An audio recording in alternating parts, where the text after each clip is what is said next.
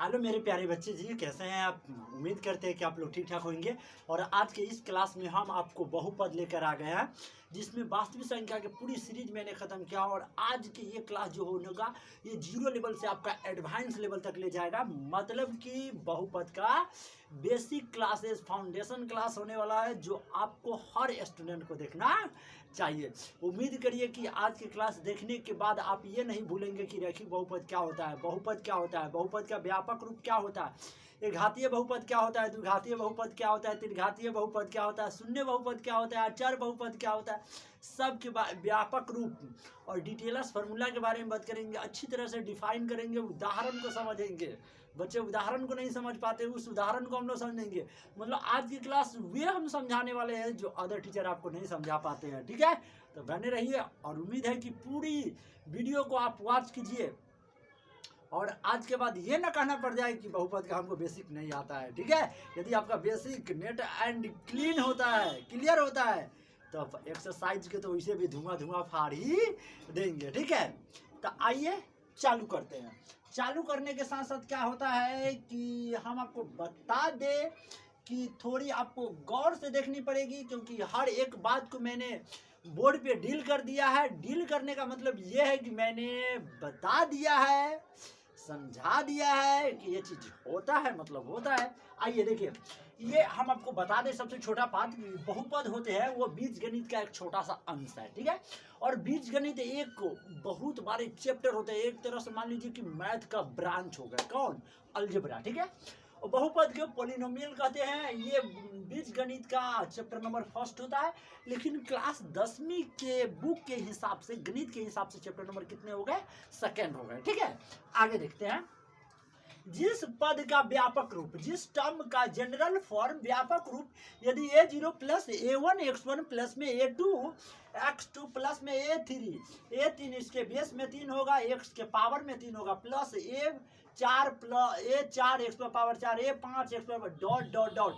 एक पद से लास्ट रहेंगे तो एक घटा करके बोलेंगे an-1 x पावर n-1 और प्लस में an x पावर n हो, तो ऐसे रूप के, ऐसे फॉर्मेट को हम लोग पॉलिनोमियल कहते हैं, मतलब कि बहुपद कहते हैं। जैसे कि आप देखेंगे एक्स स्क्वायर प्लस में 7x प्लस में 10, यहाँ पे क्या हुआ कि ax स्क्वायर प्लस में bx प्लस c के फॉर्म में है, तो ये आपका एक बहुपद हो गया, वो भी द्विघात बहुपद। अब बात कर लेते हैं टाइप्स ऑफ पॉलिनोमियल, मतलब बहुपद के प्रकार के बारे में। बहुपद के प्रकार, बहुपद के प्रकार दो तरीका से किया जाता है गाइज, पद के आधार पे और घात के आधार पे। यदि पद के आधार पे पढ़ते हैं तो पद के आधार पे बहुपद 3 प्रकार के होते हैं, एक पदी बहुपद, द्विपदी बहुपद और त्रिपदी बहुपद। मतलब क्या बोलते हैं, मोनोमियल, बायोनोमियल और ट्राइगोनोमियल। ठीक है, लेकिन अभी जो बात होगा ये घात के आधार पे। और घात के आधार पे बहुपद कितने प्रकार के होते हैं, 3 प्रकार के होते हैं। ये घातीय बहुपद, जिसका दूसरा नाम होता है रैखिक, इंग्लिश में बोलते हैं लीनियर पॉलिनोमियल। ठीक है, उसके बाद हो जाते हैं द्विघातीय बहुपद, क्वाड्रेटिक इक्वेशन कहते हैं। उसके बाद त्रिघातीय बहुपद, ट्रिपल, या इसी को बोलते हैं क्यूबिक पॉलिनोमियल। ठीक है, आइए बारी बारी से डिफाइन करते हैं, उदाहरण को समझते हैं। ठीक है, एक घातीय बहुपद या रैखिक बहुपद, लीनियर पॉलिनोमियल बोलते हैं, जिस बहुपद का घात केवल एक हो उसको एक घातीय बहुपद कहते हैं। जैसे पॉलिनोमियल ऑफ एक्स, इसका मतलब हो गया, पी का मतलब पॉलिनोमियल मतलब बहुपद। ठीक है, और ब्रैकेट का मतलब तो का होता है, ऑफ बोलते हैं, जिसका मतलब गुना होता है। और एक्स का मतलब एक्स के बहुपद, एक्स के टर्म में होगा, किसके टर्म में, एक्स के। जो आपको बहुपद मिलेंगे वह आपको एक्स के टर्म में होगा। तो आपका एक जो बहुपद है 2x प्लस में कितना है, 3 है, तो एक्स का अधिकतम घात कितना है, 1 है, इसलिए एक घातीय बहुपद हो गया।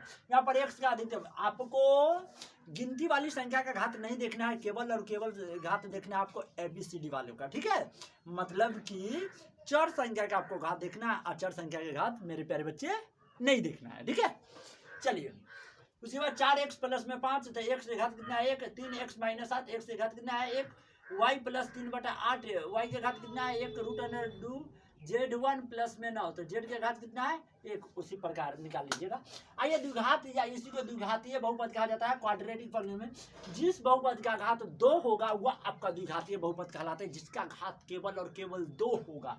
ठीक है, जैसे कि देखेंगे पॉलिनोमियल ऑफ x बराबर 3x² माइनस में x प्लस में 12, क्या हुआ कि x का घात 1 भी है, x का घात 2 भी है, लेकिन अधिकतम घात कितना है मेरे प्यारे बच्चे, तो 2 है, इसलिए ये हो गया आपका द्विघात बहुपद। उसी प्रकार आप इसका निकालेंगे x square minus 5x plus में चलते हैं x का अधिकतम घात कितना है 2 है, ठीक है।